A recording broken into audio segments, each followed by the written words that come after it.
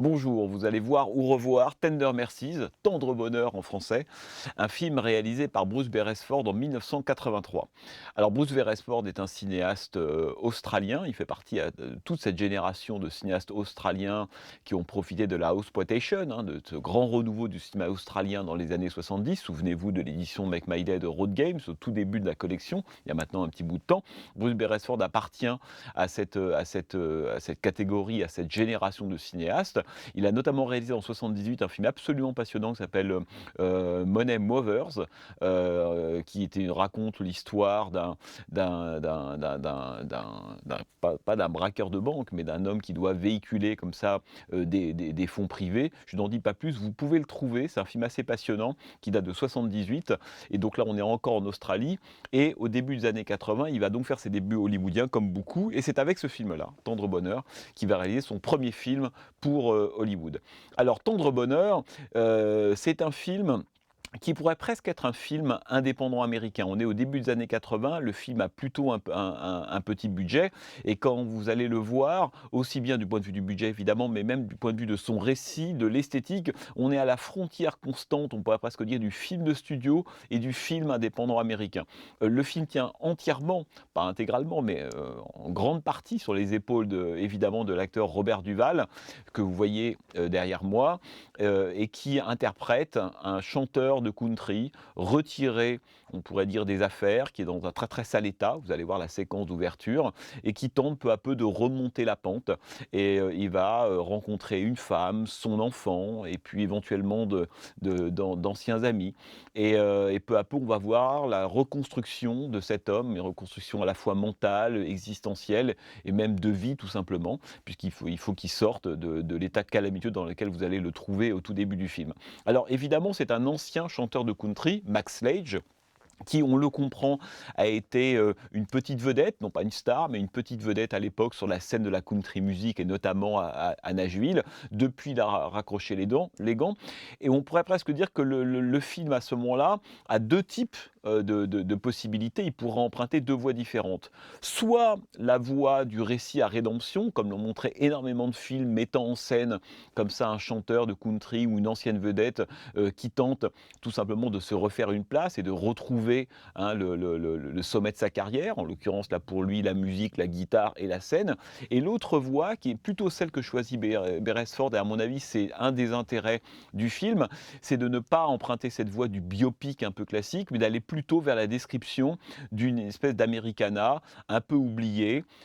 plutôt de blue collar, de gens un peu désargentés, qui ont des petits rêves et qui vivent dans des petits appartements, quand c'est pas dans des motels un peu miteux. Donc le film avance comme ça de façon assez erratique, en suivant évidemment le personnage de Robert Duvall, qui constitue la colonne vertébrale du récit. Mais il avance comme ça de façon un peu erratique dans cette espèce d'endroit où un homme tente de se reconstruire, mais la musique, le moment où l'homme va revenir sur scène, qui aurait constitué pour beaucoup le climax ou le zénith du film, n'est pas celui de Tendre Bonheur. Le film a été écrit par Horton Foote. Alors Horton Foote, c'est un scénariste pas extrêmement connu, si ce n'est que c'est lui qui avait adapté en 63 Du Silence et des Ombres, To Kill Mockingbird, le roman de Harper Lee qui avait tourné Robert Mulligan, avec Gregory Peck, et déjà avec Robert Duvall dans un de ses tout premiers rôles. Alors Tendre Bonheur a été tourné intégralement au Texas, et le film permettra à Robert Duvall d'obtenir l'Oscar du meilleur acteur, ce qui est plutôt bien pour lui, parce qu'en tout début des années 80, la carrière de Robert Duvall, c'est pas qu'elle est au point mort, c'est qu'elle enchaîne des films qui sont pas, on pourrait dire, des grands films. C'est plutôt un creux. Après Apocalypse Now, évidemment, et son rôle du colonel Kilgore en 79, il a tourné Sanglante Confession d'Oulou Grobar, qui est pas un film absolument mémorable. Il a tourné 200 000 $ en cavale. Il a tourné The Great Santini, gros succès aux États-Unis, mais pas très très connu en France. Donc il accepte ce film indépendant au début des années 80, et ce film-là va lui permettre de gagner l'Oscar du meilleur acteur en 1984. Dernière chose, c'est que peut-être, certains d'entre vous auront le sentiment d'avoir déjà vu ce film ou en tout cas que ce film leur rappelle un film beaucoup plus récent et ce film beaucoup plus récent, c'est Crazy Heart, qui est un film réalisé par Scott Cooper en 2010-2011 avec Jeff Bridges, et dans lequel joue là aussi Robert Duvall. Alors est-ce que la présence de Robert Duvall dans Crazy Heart est une façon de souligner la filiation, hein, puisque Crazy Heart est une sorte de film qui reprend ou qui marche très largement sur les plates-bandes de Tendre Bonheur? À vous de décider, mais il est une chose qui est sûre, c'est que Robert Duvall